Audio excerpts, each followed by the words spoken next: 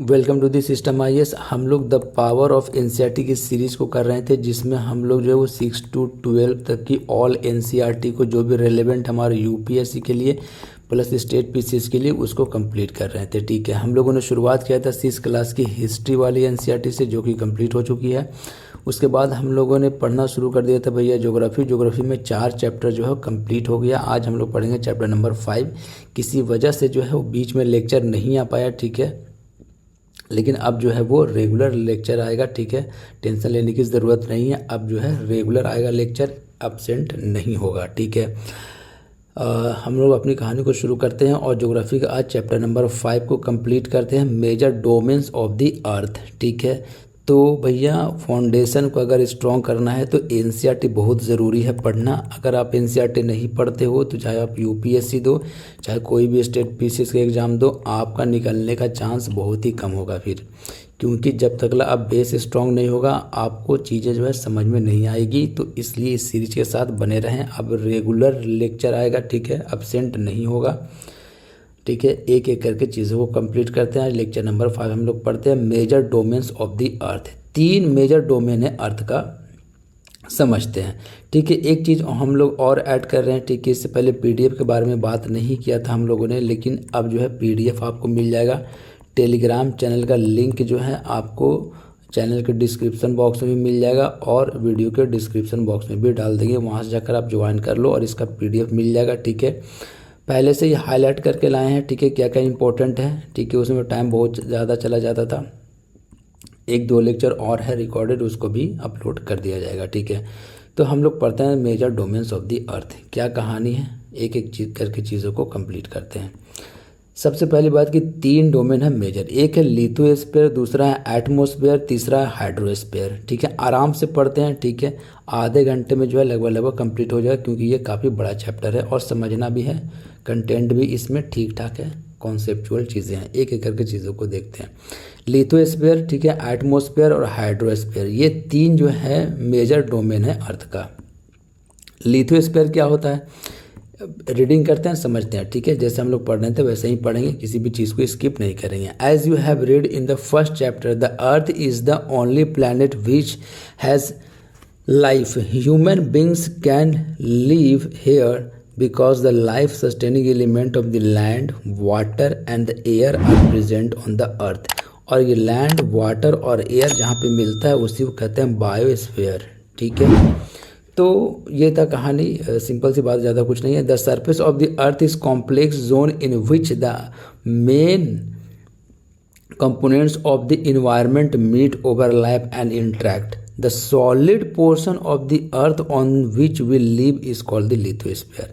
जो solid portion है earth का, ठीक है, जिस पे हम लोग रहते हैं, इसको क्या कहते हैं, लिथोस्फीयर कहते हैं। ठीक है, सिंपल सी बात है। और the gaseous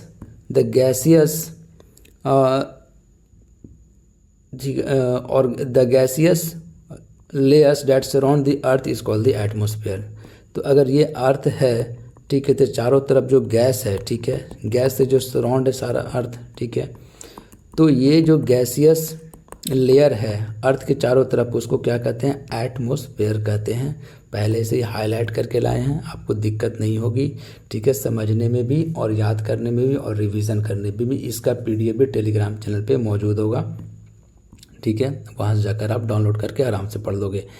gases are found, water covers very big area of the earth. ठीक है, अगर आपके पास बुक है तो आप लेकर बैठो, वो ज़्यादा बेटर है। ठीक है, अब हाइड्रोस्फीयर की क्या कहानी है, हाइड्रोस्फीयर क्या कहानी है, जितना भी वाटर बॉडीज है सबको मिलाकर क्या बनेगा, सिंपल सी बात है, हाइड्रोस्फीयर बनेगा। Where oxygen, nitrogen, carbon dioxide, other gases are found, ये तो था एटमॉस्फेयर के बारे में। Water covers very big area of the earth surface and this area is called the hydrosphere. The hydrosphere comprises water in all its form. ये important जो है वो पॉइंट होता है, जिसको आपको दिमाग में मद्देनज़र रखते हुए पढ़ना है कि sir water in all its form, किसी भी फॉर्म में, वाटर वेपर के फॉर्म में भी क्यों ना हो, वो वाटर बॉडीज़ के अंदर में आएगा, हाइड्रोस्फीयर के अंदर में आएगा। डैट इज आइस के फॉर्म में हो, वाटर के फॉर्म में हो, लिक्विड फॉर्म में हो, या वाटर वेपर के फॉर्म में हो। मतलब यहाँ से ये कहना चाह रहा है कि भैया चाहे सॉलिड फॉर्म में हो, चाहे लिक्विड फॉर्म में हो, चाहे वो गैसियस फॉर्म में हो, वो सब किस में आएगा, हाइड्रोस्फीयर में आएगा। तो यूपीएससी ट्रिक खेलती है, इसलिए ध्यान रखो। इसलिए लाइन बाय लाइन पढ़ना चाहिए कि कहाँ पे क्या मिलेगा कोई ठिकाना नहीं है। The biosphere is the narrow zone where we find land, water and air. तीनों जहाँ पे मिलेगा, लैंड, ठीक है, वाटर प्लस एयर, ये तीनों जहाँ पे मिलेगा वहाँ पे क्या बनाएगा, बायोस्फीयर बनाएगा। बड़ा सा फिगर भी इसमें दिया हुआ हम लोग देखेंगे। एक एक करके चीज़ों को देखते हैं। सबसे पहले पढ़ते हैं लिथोस्फीयर की क्या कहानी है। डेफिनेशन हम लोगों ने देख लिया है कि जो अपर पार्ट है अर्थ का, अर्थ क्रस्ट का, ठीक है, थोड़ा सा रॉक भी है, ठीक है, सॉइल भी है, इसको क्या कहेंगे, लिथोस्फीयर कहेंगे। The solid portion of the earth is called the lithosphere. It comprises the rock, ठीक है, रॉक भी है इसके अंदर में, of the earth crust and the thin layer of the soil, ठीक है, thin layer of the soil भी। अब that contains nutrients elements which sustain organism. आपको शायद ये बात पता नहीं होगा, बीपीएससी में सवाल पूछा हुआ है कि प्लांट जो है वो न्यूट्रिएंट्स कहाँ से लेता है, तो वो सॉइल से लेता है। ये ऑप्शन सही था, बहुत सारे स्टूडेंट ने जो है वो गलत मार्क करके आया था। आगे चलते, they are two main division of the earth surface. का मेन जो है वो दो डिवीज़न आपको पता ही है, एक है लैंड मासेस और दूसरा है ह्यूज वाटर बॉडीज़। तो जो लैंड मास है, ठीक है, उसको क्या कहेंगे, उसको कहेंगे हम लोग कॉन्टिनेंट, और जो वाटर बॉडीज़ है, ठीक है, उसको क्या कहेंगे, ओशन बेसिन, ठीक है। All the ocean of the world are connected with one another. देखो अगर ये लाइन स्किप कर जाएंगे तो बातें समझ में नहीं आएगी। एक बार पढ़ लेना एक अलग मैटर है और अंदाज़ा लगाना ये एक अलग मैटर है, ठीक है। तो all the ocean that of the world are connected with each other. सारा ओशन एक दूसरे से कनेक्ट है, सर वाटर है, कनेक्ट है, लेकिन क्या are all the land masses connected with one another? नहीं, अभी तो कनेक्टेड नहीं है, ठीक है, पहले कनेक्टेड था, पेंजिया वगैरह हम लोगों ने देखा। The level of the sea water remains the same everywhere. देखो ये इंपॉर्टेंट चीज़ है यार कि आप कहीं पे भी चले जाओगे तो हर एक जगह सी वाटर का लेवल सेम मिलेगा। यही वजह है कि अर्थ पे कोई भी एलिवेशन को जब नापना होता है, ठीक है, कोई भी ऊंचाई की, कोई भी अल्टीट्यूड को जब नापना होता है अर्थ पे, तो हम लोग सी लेवल को मीन लेवल लेकर चलते हैं, यानी कि इसको बेस मान के चलते हैं, यहीं से सब कुछ नापा जाता है। अब कहने का मतलब ये हुआ कि अगर एवरेस्ट का हाइट को अगर नापना है तो सी लेवल को लेकर चलेंगे, ठीक है, वहीं से मेजर होगा। तो elevation that land is measure from the level of the sea which is taken as zero, ठीक, उसको जीरो मान के वहीं से सारा कहानी शुरू करेंगे मेजरमेंट का। अब ये जो है फिगर है ज़बरदस्त है, इसके बारे में हम लोग देखते हैं, हर एक चीज़ को समझते हैं, ठीक है, आपको इसमें मज़ा आएगा। सबसे पहली बात की 7 कॉन्टिनेंट हैं और 7 ओशन है, उसके बारे में पहले लोकेशन समझ लेते हैं। एक तो भैया एशिया नंबर 1 पे रखो। देखो ये जो काउंटिंग आपको करवा रहे हैं नंबर 1 नंबर 2, ये है सबसे बड़ा कौन है, उसके बाद उससे छोटा कौन है, उससे छोटा कौन है, उससे छोटा कौन है, मतलब कि सबसे लार्जेस्ट कौन है, उसके बाद डिक्रीजिंग ऑर्डर में, ठीक है। तो सबसे बड़ा कौन है, एशिया नंबर 1 पे रखते हैं इसको। उससे बड़ा है अफ्रीका नंबर 2 पे रखते हैं इसको। फिर है नॉर्थ अमेरिका तीसरे नंबर पे रखते हैं। फिर है साउथ अमेरिका चौथे नंबर पे है। 5वें नंबर पे है अंटार्कटिका। 6ठे नंबर पे है यूरोप, ठीक है, और 7वें नंबर पे हमारा ऑस्ट्रेलिया, ठीक है। इस तरीके से 7 कॉन्टिनेंट हैं, आप लोगों ने देख लिया। 7 ओशन भी है, कैसे कैसे वो देखते हैं। नॉर्मली तो 5 ही है, लेकिन अगर बड़ा सा मैप उसमें पढ़ोगे तो आपको 7 दिखेगा। क्या कहानी है देखते हैं। एक है भैया नॉर्थ पैसिफिक, दूसरा है साउथ पैसिफिक।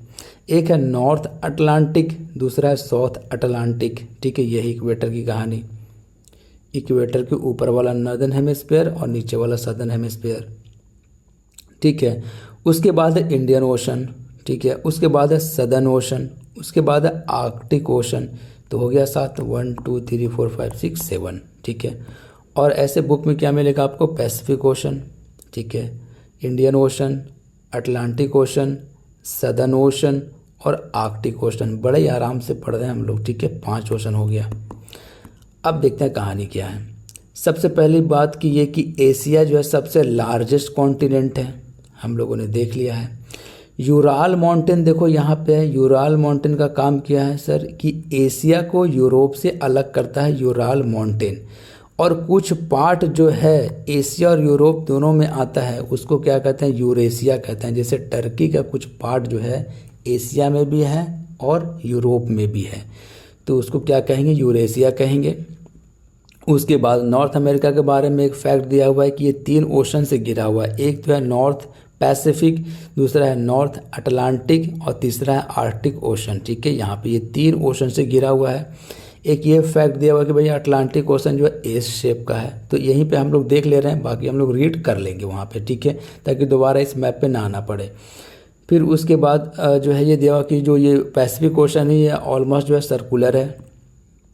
उसके बाद दिया हुआ कि भाई ऑस्ट्रेलिया जो है, ऑस्ट्रेलिया को क्या कहते हैं, ऑस्ट्रेलिया को कहते हैं आइलैंड कॉन्टिनेंट बोलते हैं।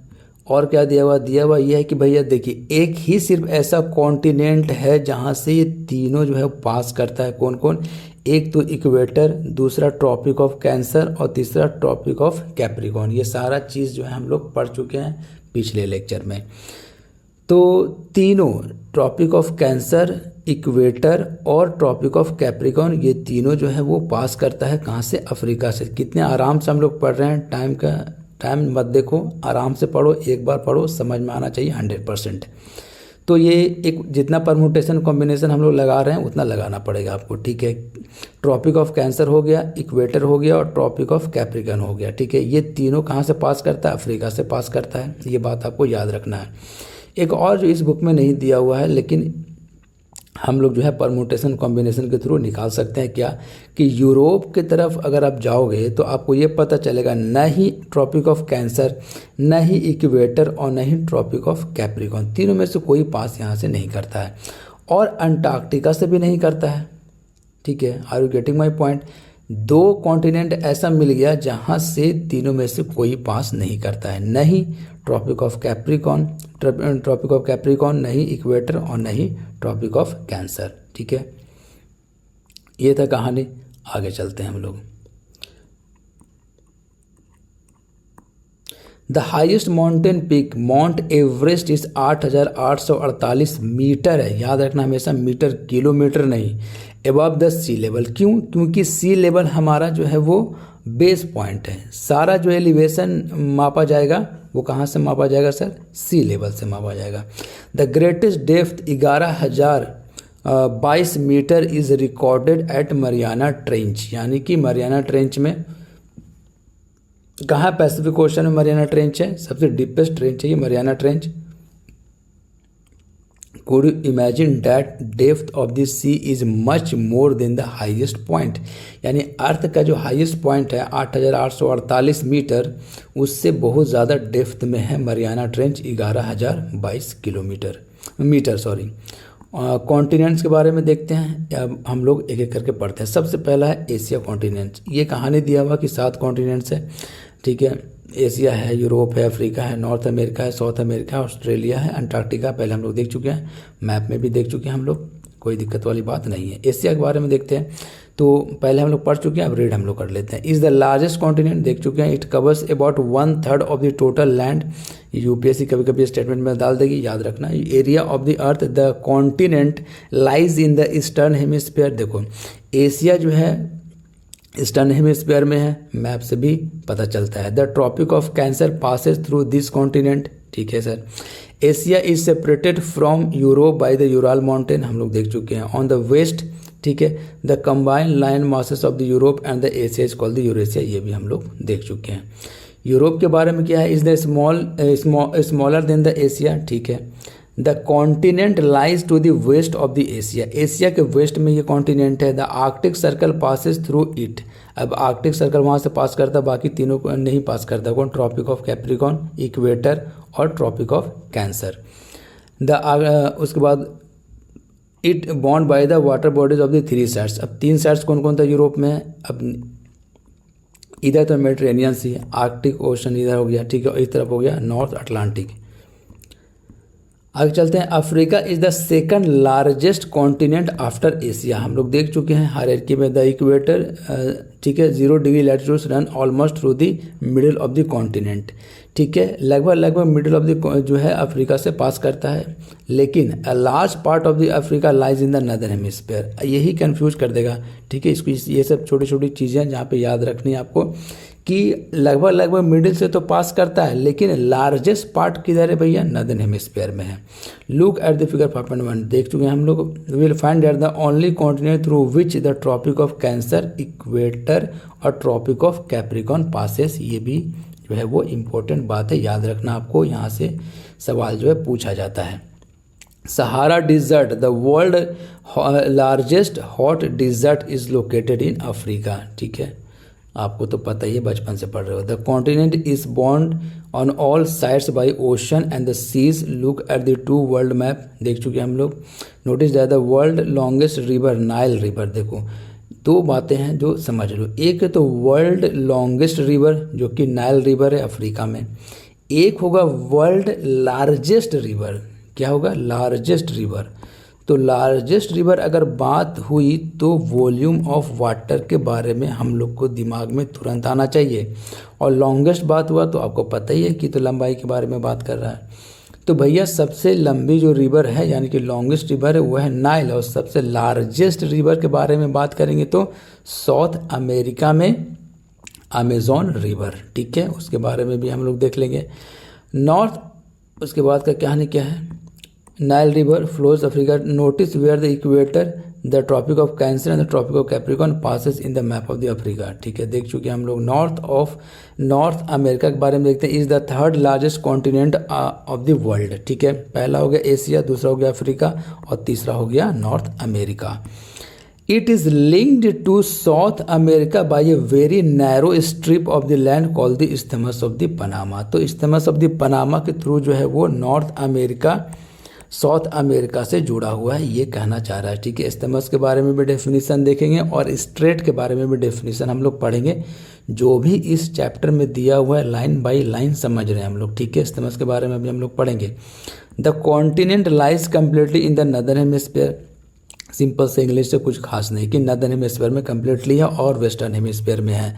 3 ओशन सराउंड दिस कॉन्टिनेंट्स, ठीक है, 3 ओशन से जो है सराउंड है, हम लोग देख चुके थे। नदर्न इधर हो गया नॉर्थ अटलांटिक, इधर हो गया नॉर्थ पैसिफिक और इधर हो गया आर्कटिक ओशन।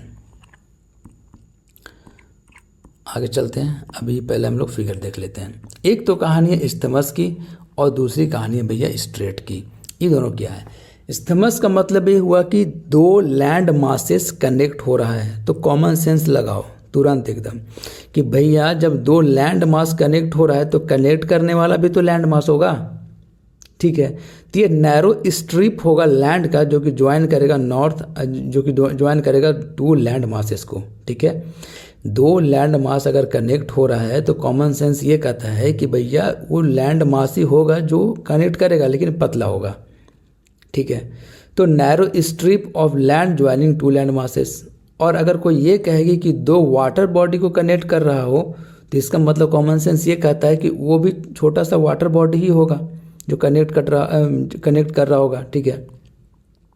तो जैसे स्ट्रेट है तो strait is a narrow passage of water connecting 2 large water bodies like seas and oceans, ठीक है। अब यहाँ पे हम लोग देख लेते हैं ये 2 वाटर बॉडीज है। अब इसको कनेक्ट कौन कर रहा है भाई, स्ट्रेट। तो स्ट्रेट क्या है, एक पैसेज ऑफ वाटर है, ठीक है। जैसे कि इंडिया और श्रीलंका के बीच में क्या पाक स्ट्रेट है, name the state between the India and Sri Lanka, पाक स्ट्रेट। आगे चलते हैं हम लोग, समझ में आ गई बात, सिंपल सी बात है, ज़्यादा कुछ नहीं है। इस्थमस मतलब कि 2 लैंड मास कनेक्ट हो रहा है through the narrow strip of the land, और यहाँ पे स्ट्रेट का मतलब 2 वाटर बॉडीज कनेक्ट हो रहा है, ठीक है, through the passage of the water, जिसको कहते हैं straight. South America lies mostly in the southern hemisphere, ठीक है, विच 2 ocean surround it is the, आपको पता ही है, ठीक है, सिंपल सी बात है। ईस्ट और वेस्ट में अगर ये साउथ अमेरिका है, ये साउथ अमेरिका है, इधर पैसिफिक ओशन हो गया, इधर अटलांटिक ओशन हो गया, सिंपल सी बात है। आगे चलते हैं। एंडीज इंपॉर्टेंट हो गया, ठीक है। Andes world longest mountain range, ठीक है। एंडी जो है अगर ये साउथ अमेरिका है, ठीक है, तो एंडीज पूरा इस तरीके से, ठीक है, सबसे लॉन्गेस्ट नॉर्थ से साउथ है ये, ठीक है। Run through its length from north to south. South America has the world largest river the Amazon river. देखो यहाँ पे लार्जेस्ट है, इसलिए जो है सर्कल भी कर दिया ताकि आपको समझ में आनी चाहिए बात कि यहाँ पे लार्जेस्ट है, ठीक है, वहाँ पे लॉन्गेस्ट था, तो लार्जेस्ट रिवर अमेजोन है। बार बार जोर दे रहे हैं, चीज़ें कन्फ्यूज नहीं होनी चाहिए। Australia is the smallest continent that lies entirely in the southern hemisphere. It is surrounded on all sides of the ocean that seas. Also इसको आइलैंड कॉन्टिनेंट भी कहते हैं, कुछ खास नहीं इसमें। अंटार्कटिका के बारे में देखते हैं।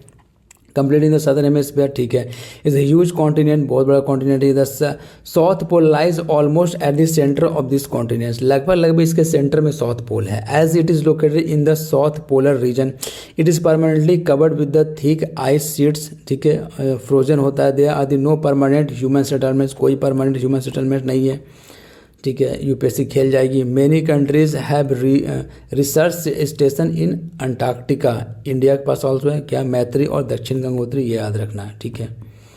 आगे चलना, हाइड्रोस्फीयर के बारे में देखते हैं क्या कहानी है। हम लोगों ने अभी देखा लिथोस्फीयर के बारे में, अब हम लोग देख रहे हैं हाइड्रोस्फीयर के बारे में, ठीक है। उसके बाद एटमॉस्फेयर के बारे में देख लेंगे, बायोस्फीयर के बारे में देख लेंगे, कहानी खत्म हो जाएगा, ठीक है। The earth is called the blue planet. More than 71% of the earth covered with the water. 29% जो है कवर है लैंड से और 71% कवर है किससे, पानी से, जिसकी वजह से ब्लू दिखाई देता है। Hydrosphere consist of the water in all its form, running water in the ocean and the rivers and the lakes, ice, glaciers. पहले भी देख चुके हैं कि किसी भी फॉर्म में वाटर हो सब किसके अंदर में जाएगा, हाइड्रोस्फीयर के अंदर में जाएगा। अंडरग्राउंड वाटर जो भी हो। आगे चलते हैं। More than 97% of the earth water is found in the ocean. तो ओशन में 97% वाटर ओशन में मिलता है। And is too salty for human use नहीं कर पाते हैं। A large proportion of the rest of the water is in the form of the ice sheet and the glaciers, ठीक है। और under the ground water a very small percentage is available as fresh water for human. ये सबसे UPSC जो है statement में सवाल पूछ चुकी है। ये सबसे ज़्यादा कहाँ है, उसके बाद कहाँ है, उसके बाद कहाँ है, और फ्रेश वाटर की क्या कहानी है, ठीक है। ये एक फिगर दिया हुआ समझते हैं। इतना परसेंट जो वाटर है वो ओशन है, ठीक है। 0.03% फ्रेश वाटर है store in ice sheet and the glacier में इतना परसेंट है।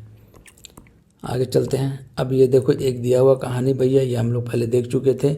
बच्चों का बुक है तो बच्चों जैसा समझाया हुआ है कि एशिया नंबर 1 पे, नंबर 2 पे हो गया अफ्रीका, नंबर 3 पे हो गया नॉर्थ अमेरिका, नंबर 4 पे हो गया साउथ अमेरिका, 5वां नंबर पे अंटार्कटिका, 6ठा नंबर पे ये हो गया, 7वां नंबर पे ये हो गया, ठीक है।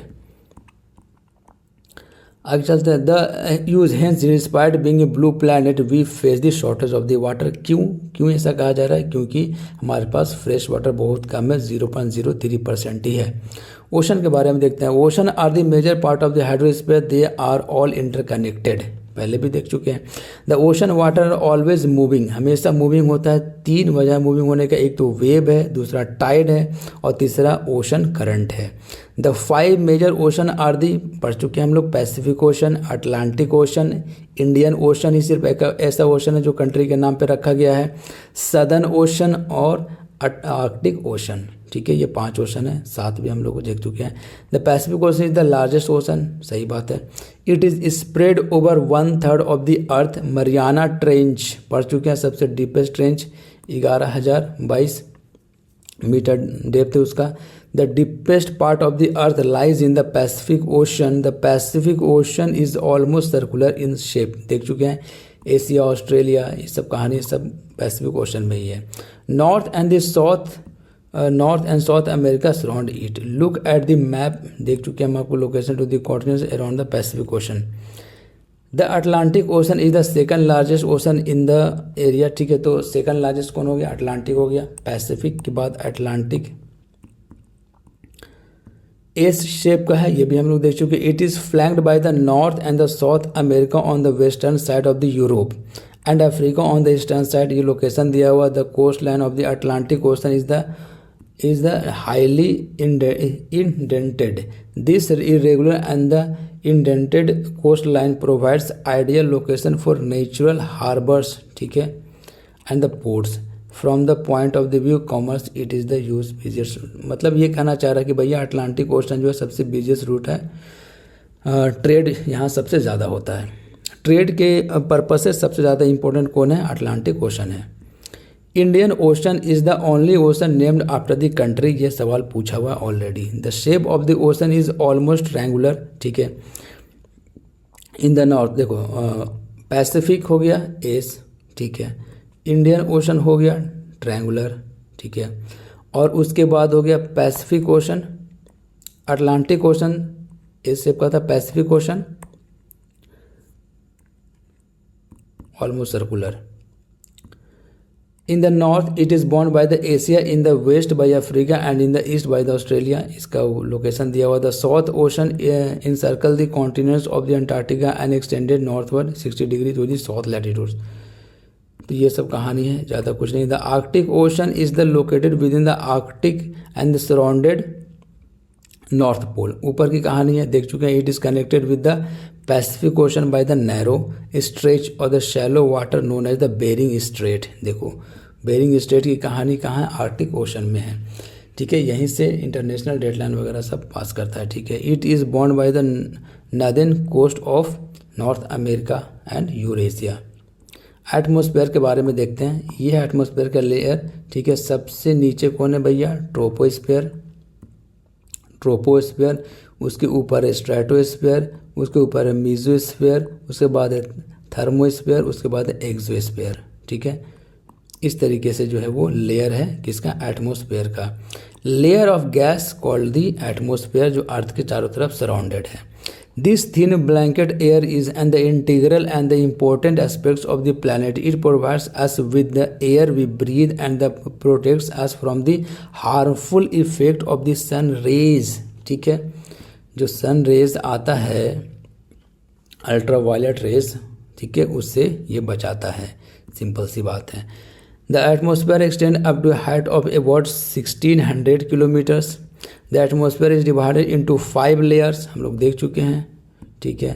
ट्रोपोस्फेयर, स्ट्रेटोस्फेयर, मीजोस्फेयर और थर्मोस्फेयर और exosphere.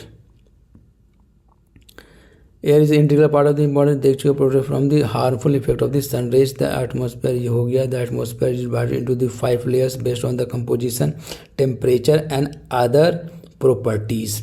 These layers starting from the earth surface are called the troposphere, उसके बाद स्ट्रेटोस्फेयर, उसके बाद मीजोस्फेयर 3rd नंबर पे, थर्मोस्फेयर, थर्मो 4 नंबर पे और एक्सो 5 नंबर पे।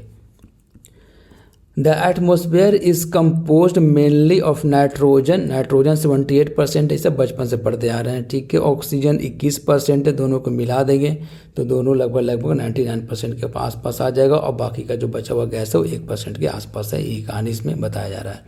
The density of the atmosphere varies with the height, मतलब कि ऊपर की तरफ देखो, कॉमन सेंस लगाते हैं हम लोग, ये है अर्थ और ये है एटमोसफेयर, ठीक है। एयर जो चारों तरफ से सराउंडेड है। अगर कोई पर्सन यहाँ पे खड़ा है तो क्या होगा इसका density? The density of the atmosphere, तो यहाँ पे ज़्यादा उसको डेंसिटी महसूस होगा, मतलब यहाँ पे ज़्यादा कंसनट्रेटेड है एयर, ठीक है। तो उसको प्रेशर भी यहाँ पे ज़्यादा लगेगा, लेकिन जैसे ही ऊपर जाएगा थोड़ा प्रेशर कमेगा और डेंसिटी भी कमेगा एयर का, ठीक है। एयर का डेंसिटी भी कम रहा, प्रेशर भी कम रहा है। तो ऊपर जाने से दो चीज़ें जो कम होगी, एक तो प्रेशर, दूसरा टेम्परेचर। प्रेशर किस वजह से? डेंसिटी की वजह से। डेंसिटी कम रही एयर की तो प्रेशर कम रहा। Is maximum at the sea level and decreases rapidly as we go up. ऊपर की तरफ जाएंगे तो प्रेशर कमेगा, सिंपल सी बात है, मतलब कि डेंसिटी कम रहा है एयर का। Climbers experience the problem in the breathing due to this decrease of the density of the air. Air का डेंसिटी ऊपर में जाने से कमने लगता है तो ऑक्सीजन की कमी होने लगती है, जिसकी वजह से सांस लेने में दिक्कत होती है जब कोई ऊपर की तरफ जाता है। तो इसी वजह से जो है वो ऑक्सीजन सिलेंडर लेके चढ़ता है और कुछ भी नहीं इसमें। द टेम्परेचर ऑल्सो डिक्रीजेस, ऊपर की तरफ जाएंगे तो टेम्परेचर भी घटेगा, ठीक है। ये एल्टीट्यूड के बारे में बात हो रही है। As we go upward the atmosphere exert pressure on the earth, this varies from the place to place, some areas experience high pressure and some areas low pressure, air moves from high pressure to low pressure, moving air is known as wind. जो air move करता है उसको क्या कहते हैं, wind कहते हैं। Biosphere देख लेते हैं हम लोग क्या है, पहले भी देख चुके हैं। लैंड, वाटर और एयर जहाँ पे मिलता है वो क्या बनाता है, बायोस्फीयर मिलाता है, बनाता है, ठीक है। फिगर से समझते हैं। ये हो गया एटमॉस्फेयर, एयर वाला पार्ट, लिथोस्फीयर ये सारा ज़मीन वाला पार्ट, क्योंकि हाइड्रोस्फीयर ये सारा पानी वाला पार्ट। ये तीनों जहाँ पे इंटरेक्ट कर रहा है, ठीक है, वो यहाँ पे जो है लाइफ पॉसिबल है, ठीक है, बेटर लाइफ होगा यहाँ पे। लाइफ तो सिर्फ वाटर में भी है लेकिन यहाँ पे ज़्यादा सही है, तो उसको क्या कहेंगे, बायोस्फीयर कहेंगे। कंप्लीट करते हैं अपनी चीज़ों को। Species of the organism that vary in the size from the microbe and the bacteria to the huge mammals, ठीक है। ये कहना चाह रहे हैं कि बैक्टीरिया से लेकर मैमल्स तक यहाँ पे मिलेगा आपको। All the living organism including human are link to each other and to biosphere for survival, ठीक है। सर्वाइवल के लिए बायोस्फीयर ज़रूरी है। The organism is the biosphere में broadly divided into the plant kingdom and animal kingdom। 10th class का science जब पढ़ेंगे तो उसमें देख लेंगे हम लोग। लेक्चर ऑलरेडी दूसरे चैनल पे पढ़ा हुआ, आप जाकर देख सकते हो। सिस्टम IAS BPSC नाम है उसका, ठीक है। अभी जब क्लास ले रहे थे BPSC का तो उसमें 9 and 10th का जो NCERT कंप्लीट करवाएं, ठीक है। The three domains of the earth interact with each other and affect each other in the same way or the other. For example, cutting of forest for fulfilling our needs of wood or clearing land for agriculture may lead to fast removal of the soil from the slopes. Similarly, earth's surface may be changed due to the natural calamities like earthquake. For example, there could be a submergence of land as happened in the case of the tsunami recently। ये सब जो है consequence बताया जा रहा है। Under water reverse makes the water unsuitable for the human use, it also damages other forms of the life. मतलब कि emission from the industries, thermal power plants and the vehicles pollute air, carbon dioxide increase हो जाएगा तो क्या हो जाएगा, temperature increase हो जाएगा अर्थ का। टेम्परेचर इंक्रीज होने लगता है तो भैया उसको क्या कहते हैं, ग्लोबल वार्मिंग कहते हैं। मतलब CO2 leads to the increase in the global temperatures, this is termed as the global warming and there is thus a need to limit the use of the resources of the earth। ये कहना चाह रहा है कि भैया एक limit में रह के एक सस्टेनेबल यूज़ करें हम लोग रिसोर्सेज का, सही है। And the balance of the nature between the domains of the lithosphere, the atmosphere and the hydrosphere के बीच में बैलेंस करके यूज़ करें, ठीक है। ये ज़्यादा सही है, किसी एक को ज़्यादा यूज़ ना करें, इससे बैलेंस बिगड़ जाएगा और चीज़ें जो है वो सब अनबैलेंस हो जाएगी। तो ये था कहानी चैप्टर नंबर 5 की, major domains of the earth. मिलते हैं हम लोग नेक्स्ट लेक्चर में। Best of luck for exam, ठीक है। आप सिस्टम वाइज के साथ बने रहिए और अपना फाउंडेशन को स्ट्रॉन्ग कीजिए थ्रू NCERT 6 to 12 तक की ऑल NCERT को हम लोग कंप्लीट करेंगे, ठीक है। अब टाइम पे आप मत जाओ कि टाइम लग रहा है 30 मिनट या 35 मिनट। कॉन्सेप्ट और लाइन बाय लाइन पढ़ना बहुत ज़रूरी है फाउंडेशन को स्ट्रॉन्ग करने के लिए। किसी भी चीज़ को स्किप नहीं किया गया, हर एक चीज़ को हम लोगों ने कवर किया है। अब जो है रेगुलर लेक्चर आएगा, ठीक है, स्किप नहीं होगा lecture. Best of luck for your exam. आप चैनल को सब्सक्राइब कीजिए और बेल आइकन को प्रेस कर लीजिए, ठीक है। जैसे ही न्यू वीडियो आएगा आपको नोटिफिकेशन मिल जाएगा। आप चैनल को ज़रूर से ज़रूर सब्सक्राइब करें और सिस्टम वाइज की इनिशिएटिव को सपोर्ट करें, ठीक है। इसका PDF जो है आपको मिलेगा टेलीग्राम चैनल पे और टेलीग्राम चैनल का लिंक जो है आपको मिल जाएगा चैनल के डिस्क्रिप्शन बॉक्स में भी मिल जाएगा और वीडियो के डिस्क्रिप्शन बॉक्स में भी डाल देंगे, वहाँ से इसका PDF आपको मिल जाएगा। अब से हम जो है PDF भी आपको प्रोवाइड करवा दिया करेंगे, जिससे आपको जो है अगर आप किसी के पास बुक नहीं है तो वो भी पढ़ सकता है, ठीक है। लेकिन जैसे पढ़ाएं तो बुक लेकर बैठ जाओ, साथ साथ पढ़ो, उससे ज़्यादा बेटर कुछ भी नहीं है। Best of luck for your exam.